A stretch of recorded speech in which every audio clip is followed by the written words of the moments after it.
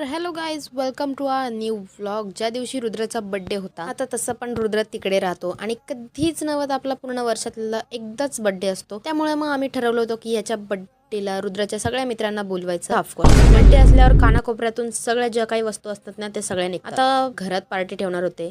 Party म्हणजे काय, जे लहानपणी असायचं तेच सेम. सो मग ते सगळं काढलं आणि मग त्याच्यानंतर आम्ही म्हणलं की ठीक आहे आपण जाऊ खाली, बिकॉज आम्हाला आणायचं होतं काही अट्टर बटर, शेव, चिवडा, चकली, शेव, वेफर्स आणि चॉकलेट. सो पटकन गेलो, येत नसणारी बार्गेनिंग केली आणि डायरेक्ट तिथून निघालो केक शॉपमध्ये. केक शॉपमध्ये आल्यावर मस्तपैकी कसा भारीवाला केक घेतला आणि डायरेक्ट तिथून कल्टी मारली घरी.